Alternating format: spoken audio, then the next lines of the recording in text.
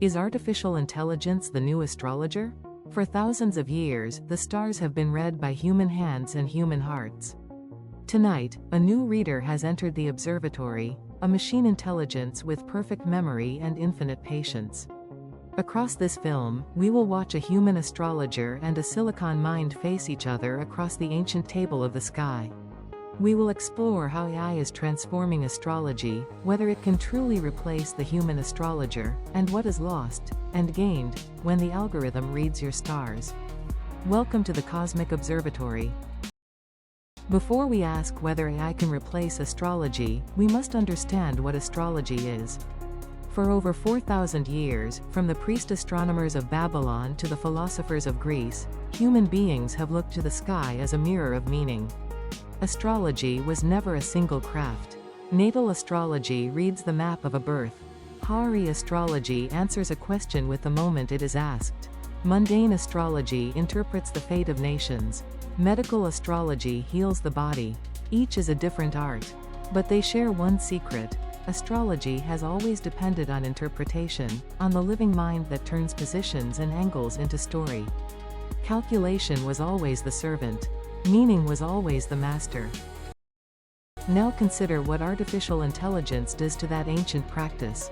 The birth chart, that intricate circle of planets, signs, and houses that once took a skilled astrologer an hour of painstaking work with ephemeris tables, is now computed by a neural network in a fraction of a second.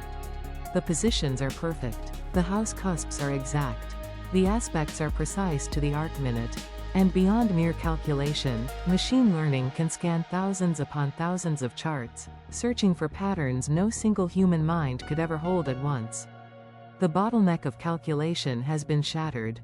What remains is the far more interesting question of what to do with that power. The most visible revolution is the personalized horoscope. The old newspaper column addressed 12 billion people with 12 paragraphs. Today, an app can write a horoscope for you alone, in real time, in your language, woven from your sun sign, your moon sign, your rising sign, and the transits of the moment. Large language models compose fluent, nuanced, archetypal prose that rivals a human consultant. CoStar, The Pattern, and a galaxy of competitors have brought this to billions of screens. What was once a private consultation in a candlelit room is now a free, instant, global conversation with the stars. The democratization is real. The question is what it costs. The human astrologer, meanwhile, defends an art that is fundamentally conversational. A reading, they will tell you, is not a report. It is a dialogue, two beings in a room, one voice speaking and another listening, watching how the words land.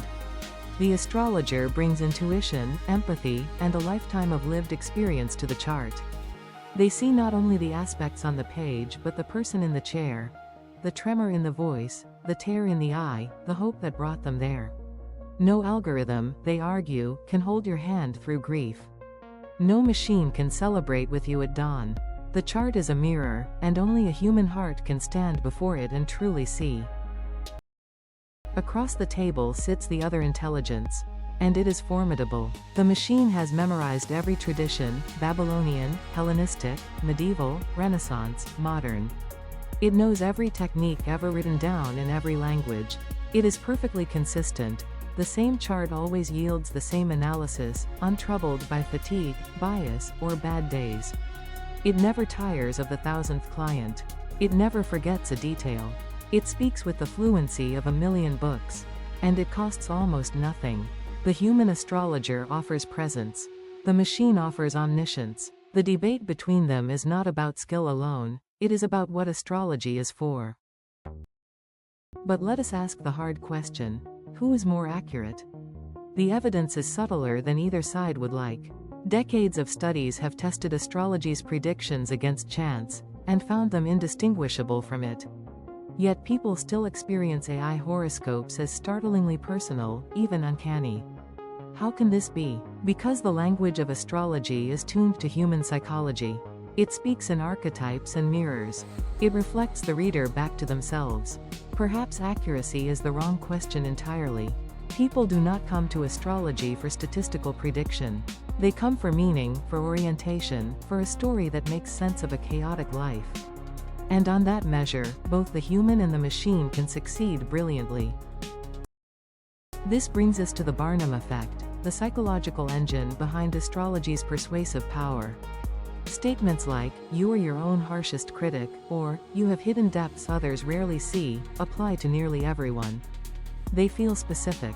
They feel personal. They feel true. The effect was named after the showman P.T. Barnum, who understood that a good act offers something for everyone. Modern AI has mastered this art perfectly. It has absorbed millions of horoscope texts and learned precisely which patterns make a reader feel seen. The result is writing of uncanny persuasiveness that says, in the end, very little. The machine is not lying. It is simply fluent in the language of the human heart. And the heart is easily convinced. Yet there is a deeper limit, one that no amount of data can cross. Beneath every chart lies a life, and the algorithm has never lived one. It has never grieved, never loved, never failed, never grown. It cannot sit with you in the hospital waiting room. It cannot laugh with you at your own foolishness. It cannot know what it feels like to be human, because it is not. Meaning, the astrologers will say, is not computed. It is co-created, in the space between two beings who share the strange condition of being alive. The machine can describe the map. Only a living being can walk the territory. And so the deepest limitation of AI astrology is not technical. It is existential. There are also ethical questions we have barely begun to answer. When a machine reads your stars, who is responsible for what it says? If a horoscope tells someone their marriage is doomed, and they act on it, who answers for the harm? If a predictive model convinces a vulnerable user that disaster is coming, who is accountable? We need transparency. Users must know when a reading comes from an algorithm. We need care. Fatalistic language must be handled with responsibility. And we need privacy. A birth chart, with its hour, place, and date, as deeply personal data. The stars may be ancient, but the ethics of machine astrology are brand new. And yet, look at what is happening in culture. Astrology has never been more popular. In a secular, anxious age, it offers meaning, ritual, and a language for the inner life. AI is the engine of this renaissance, making horoscopes global, instant, free, and endlessly personalized. From the feeds of social media to the meditation apps on our phones, the cosmic conversation has gone mainstream. Critics call it superstition. Believers call it a mirror. Either way, it is now a conversation conducted at planetary scale, and the machine is the medium through which millions speak with the stars. That is a cultural transformation of the first order, and it is happening right now. And behind the horoscopes, a stranger frontier is opening. Researchers are training neural networks on vast datasets, millions of birth charts, life events, and historical records, searching for genuine predictive signal in the sky. Can machine learning find patterns in human destiny that the ancients only glimpsed?